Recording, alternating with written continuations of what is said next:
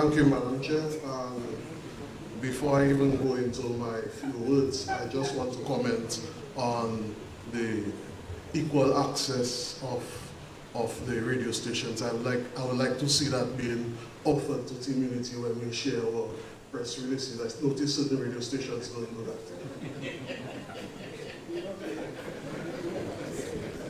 Regardless of that, thank you for the opportunity.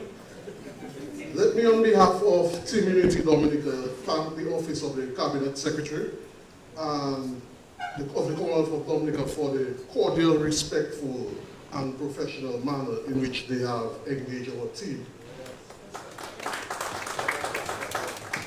By extension, I also wish to applaud the Chief Elections Officer, Ian Anthony, and his staff for affording my team and I the most cordial courtesies and support during the last general elections. I also thank the Honorable Prime Minister for his post-election engagement, in which he appears to be wanting to move the process on. Thank you, sir. It is also good that the representatives of the OAS and the Commonwealth CARICOM and the OECS have been invited to this consultation, because the gist of my presentation goes right back to the electoral observer mission of the OAS of Commonwealth of Dominica elections of December 6, 2019, and prior elections. The spirit of the deceased President Nicholas Liverpool, I'm invoking his memory right now, his words echo through tonight's proceedings. He reminds us that the right to vote as a consequence, the right to determine which political party or group of persons is to govern the country during the next parliamentary term is the most important right of a democratic society. And this is why our team proudly contested the last election.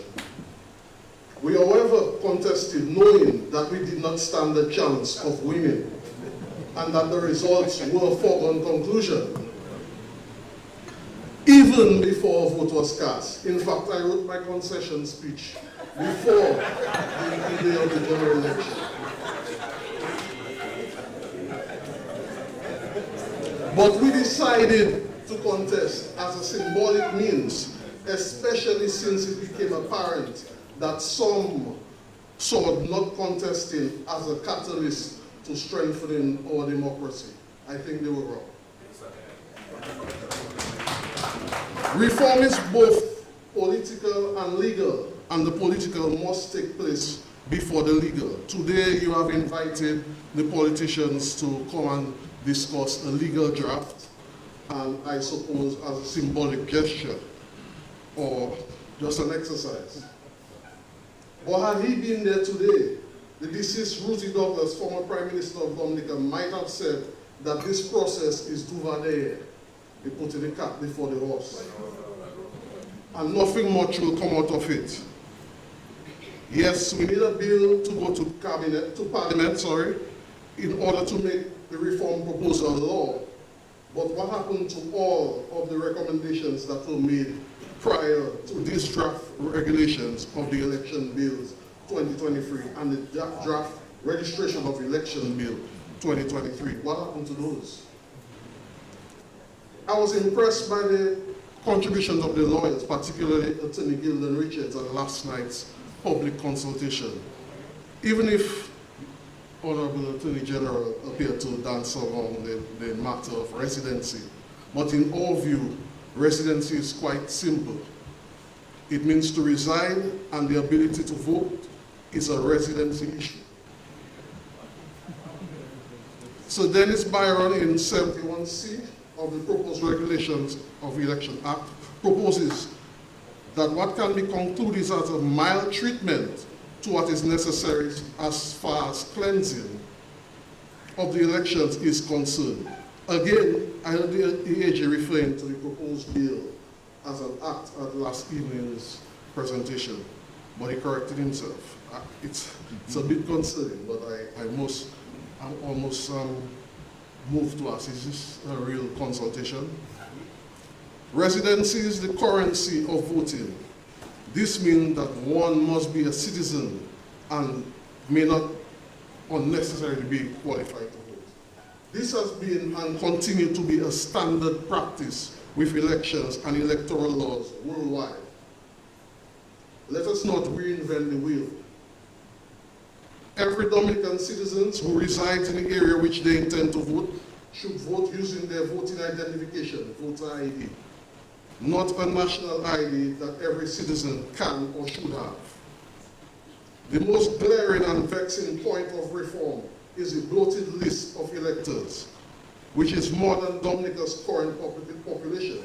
Sadly, the proposed draft regulation only makes this worse. It's painfully obvious that the best first step is to cleanse the list. Why is this so difficult? It is not a legal matter. It is mere common sense. Even an infant will understand. Our view on re-registration, which aligns with the overwhelming majority of Dominica, is very simple. Cleanse the list. That's it. Give Ian and his staff some money and additional personnel to do a national survey. They'll find out who is currently residing on island. Keep them on the list of electors. Remove the names of those who have died. Remove the names of those who have died. And Dominicans who do not currently reside on island based on the standing electoral laws. Those names will be cleansed. Those names who have been cleansed will simply re-register when they return to reside for 50, 60, 90 days as proposed in the draft bill. That is it.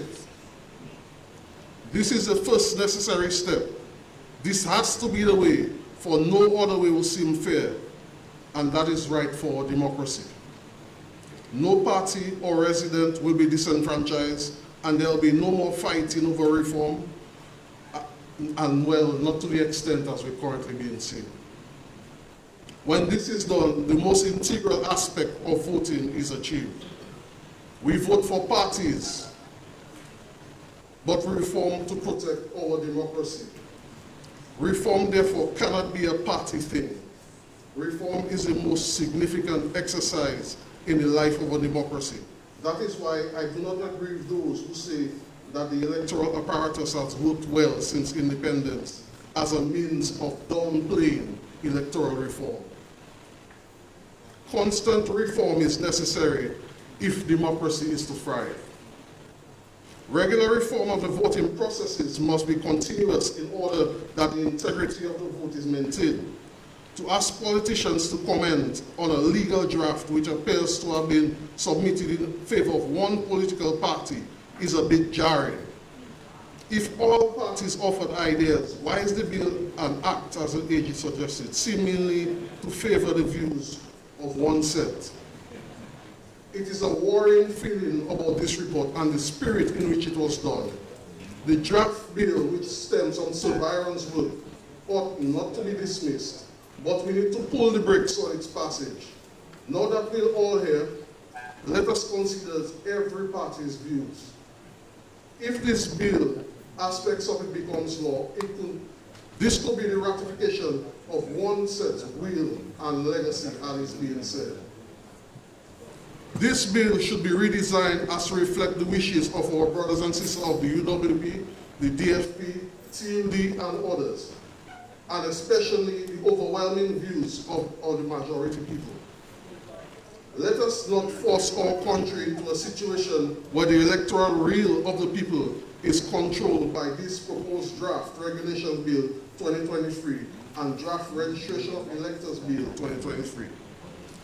There are all matters which must be addressed if every modernization is going to be made. Let us do the basics right and erect a strong foundation before we build on the election infrastructure.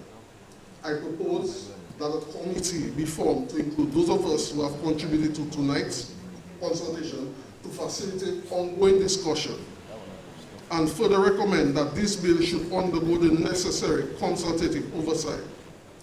Today's consultation should not give a green light for the passage of any act.